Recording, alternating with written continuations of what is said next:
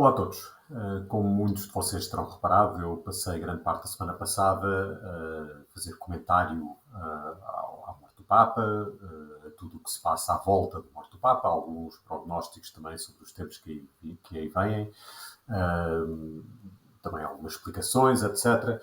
Um dos problemas de estar envolvido neste tipo de trabalho é que a pessoa acaba por ter pouco tempo para processar de forma pessoal aquilo que acabou de acontecer. Eu acordei às 9 da manhã, num dia em que os meus filhos não tinham aulas, pude dormir até mais tarde, com notificações a dizer o Papa morreu, precisamos de ir urgentemente nos estúdios da SIC e tive que levantar à pressa e entrei logo em modo ação.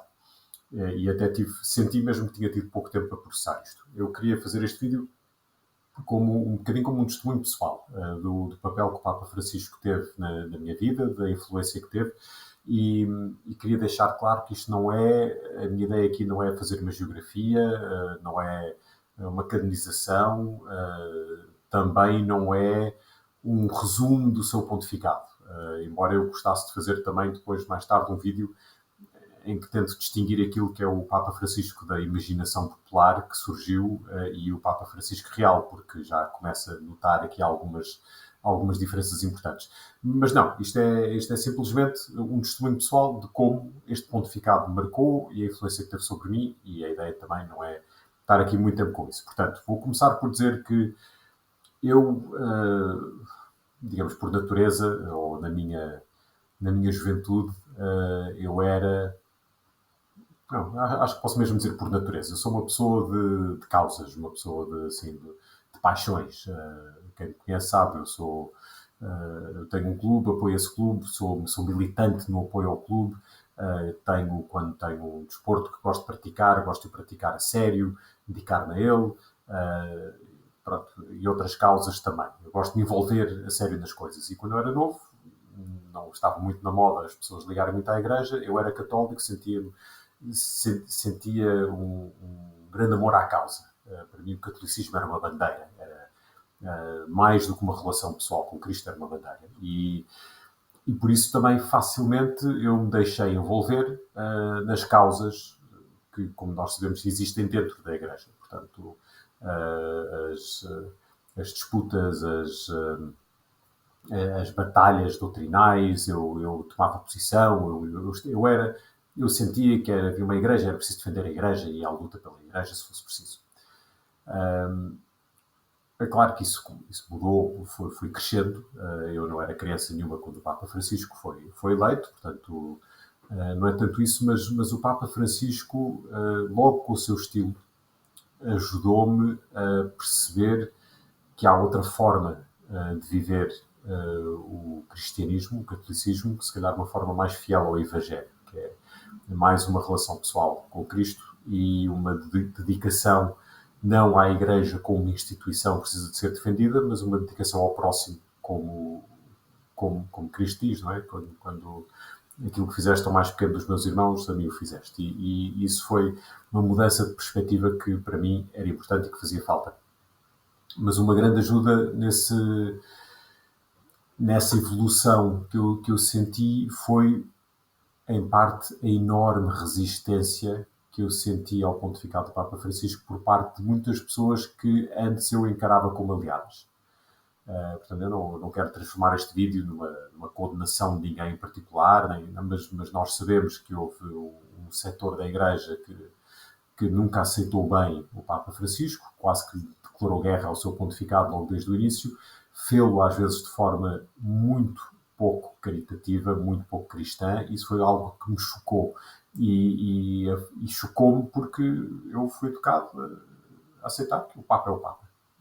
E gostemos ou não do Papa, o cargo merece respeito, a pessoa que o ocupa também merece respeito. Não temos de concordar com tudo, e eu não concordei com tudo o que o Papa Francisco fez ao longo da sua vida, mas devemos-lhe, tal como devemos ao nosso pai ou ao nosso avô, um sentido de obediência filial, que pelo menos dá o benefício da dúvida quando há dúvidas. E eu sentia que houve um setor importante da Igreja, do qual eu era próximo, do qual ainda sou próximo em muitos aspectos, que não deu qualquer benefício da dúvida ao Papa, nunca.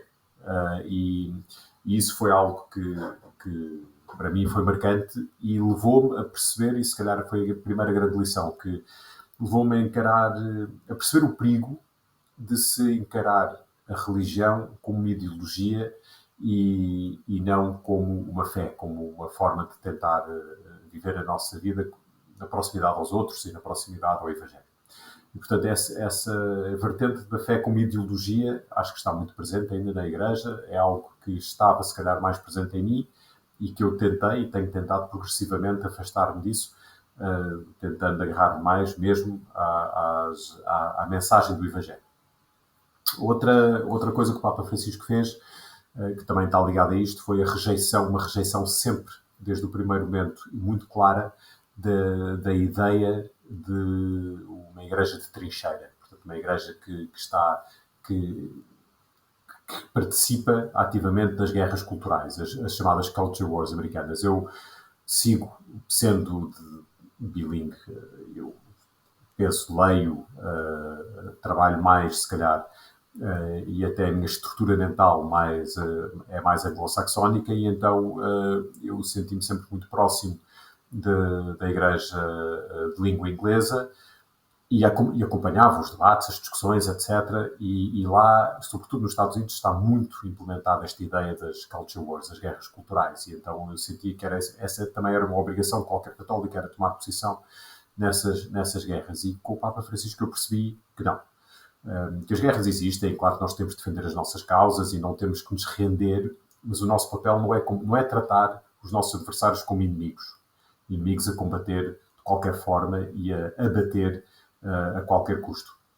O nosso papel, e aqui leva-nos àquilo que para mim, vocês, quem me conhece sabe que eu acho isto, que é a palavra-chave para entender este pontificado, para entender o Papa Francisco, a ideia da Igreja como hospital de campanha. Portanto, sim, existe uma guerra, sim, existe um conflito, o mundo está dividido, as sociedades estão divididas, as famílias estão dilaceradas, os casamentos estão quebrados e devassados, as crianças crescem sem modelo, etc. Tudo isso deixa uma sociedade ferida, uma sociedade destruída.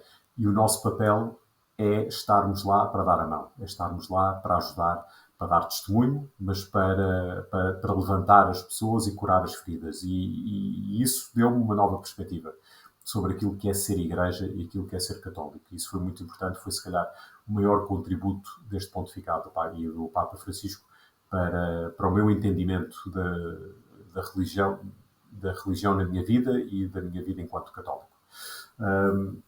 Isto implica necessariamente a Igreja ir para o meio da destruição. Portanto, não é uma igreja, como dizia também o Papa Francisco, não é uma igreja que está confortável nos seus aposentos, é uma igreja que vai para a lama. E essa imagem de uma igreja que suja as mãos, a imagem de uma igreja que compreende que o seu Deus é um Deus ferido, é um Deus cuja humanidade, que escolheu manifestar a sua humanidade precisamente através do ferimento, das chagas, da humilhação. O nosso Deus, e eu penso muitas vezes nisto, quando as pessoas às vezes começam com discursos muito piedosos de não sei, coisas que ofendem a Nosso Senhor e ofendem a Virgem Maria. Quer dizer, o Nosso Senhor é um Deus que se deixou pregar nu numa cruz e trespassar por uma lança e ser gozado e humilhado. Não há pior ofensa que isso. Portanto, tudo aquilo que é feito, sobretudo aquilo que não é feito com a intenção de ferir e de magoar Cristo, eu tenho a certeza que Jesus não se ofende tanto assim. E entender isso é uma forma de quebrar já barreiras com pessoas que vivem a vida de outra maneira, pessoas que não encaram a vida como nós, pessoas que se calhar não vivem aquela vida que nós idealizamos. As pessoas das periferias, no fundo, as pessoas que estão feridas pela vida, as pessoas que estão quebradas pela vida, ou que simplesmente nunca conheceram a Igreja, ou que rejeitaram a Igreja conscientemente. Ir à procura delas e estar com elas também é esse o nosso papel. E isso não se faz com uma arma na mão ou com pedras na mão. Faz-se com mão estendida, mesmo que do outro lado haja pedras e armas. E, portanto, encarar a Igreja assim, o papel da Igreja assim, foi para mim também uma lição importante. E sinto que é uma caminhada que eu tenho de continuar a fazer, porque não é uma coisa que me vem naturalmente. Eu tenho imensa inveja das pessoas que facilmente andam na rua, veem um sem-abrigo, ajoelham-se ao seu lado e conversam e tocam. Eu não tenho essa naturalidade e, portanto, é uma coisa que eu tenho que trabalhar com algum esforço e algum sacrifício e que tenho de continuar a fazer, porque tenho muito caminho ainda por fazer.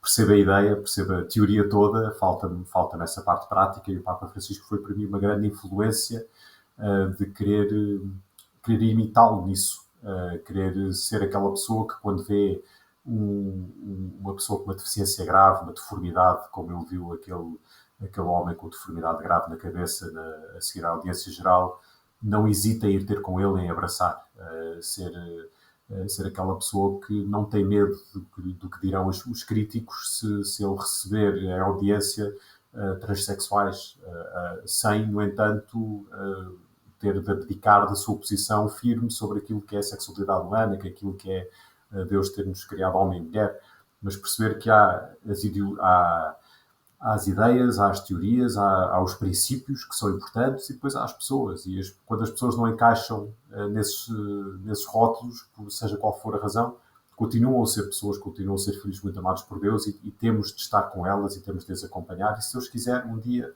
talvez consigamos que elas mudem certas ideias e formas de viver, mas se calhar não vão mudar e temos de estar com elas de qualquer maneira. Portanto, isso foi também um ensinamento que o Papa Francisco nos deu com a sua vida, com os seus gestos, e é algo que eu carrego também como modelo a querer seguir daqui para a frente.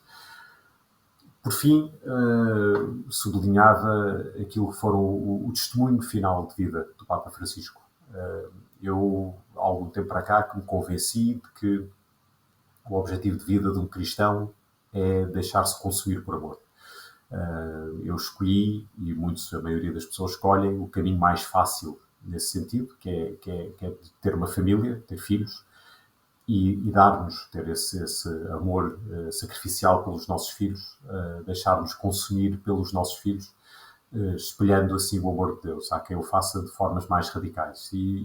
A forma como o Papa Francisco viveu os seus últimos dias, os seus últimos meses com a sua doença e depois, mais tarde, quando saiu do hospital, ainda doente, mas com o esforço que ele fazia para estar presente, para ir estar com as pessoas, fez muito lembrar o Papa João Paulo II, embora os seus estilos fossem completamente diferentes, mas esse dar-se até ao fim, penso que foi um selo de que tudo aquilo que ele tinha dito até agora era genuíno. Não era só da boca para fora, não era só uma ideia romântica que ele tinha da Igreja. Não, era mesmo, era para ele também. E ele certamente teria noção que estava muito perto do fim, se calhar não sabia que ia morrer na segunda-feira de Páscoa, mas que estava nos seus últimos meses, no seu último ano de vida, provavelmente, e deu-se até ao fim, esgotou-se em amor. E isso é uma lição para todos nós. Quer concordemos a 100% com tudo o que ele alguma vez disse, com tudo o que ele fez, com o seu estilo, com o seu modelo de governo na Igreja, esse exemplo que ele nos deu, penso que é um modelo a seguir e a ter presente agora para o futuro da Igreja. Portanto, este não foi o Papa da minha vida. Eu sou da geração do Papa João Paulo II. O Papa João Paulo II é que, se calhar, é assim, a grande figura de Papa para mim. Eu amei profundamente João Paulo II, aceitei e amei profundamente Bento XVI, e aceitei e amei profundamente o Papa Francisco, mesmo quando muitos à minha volta não o fizeram e mesmo quando muitos me questionaram e me atacaram por fazê-lo.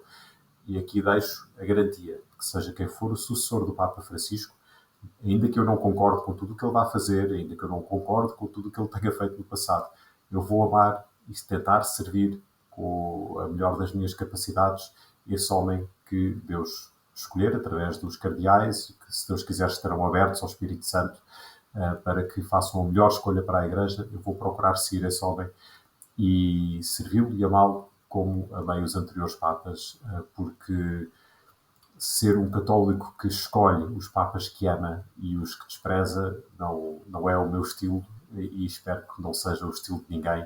E para aqueles para quem isso foi uma realidade durante este pontificado, eu espero muito sinceramente que possam ultrapassar isso e fazer as pazes também com o Papa Francisco e com quem vier a seguir. Vamos continuar a rezar pela alma do Papa Francisco, mas rezemos neste momento, muito especialmente, para que Deus dê um pastor santo à sua Igreja, porque a Igreja bem precisa, tem muitos desafios pela frente, e é aquilo que nós podemos fazer neste momento. Rezar pelos cardeais, rezar pelos que estão presentes e que vão fazer esta escolha, pedir que estejam verdadeiramente abertos ao Espírito Santo e à influência de Deus, para que tenhamos um Papa Santo. Obrigado a todos e até à próxima.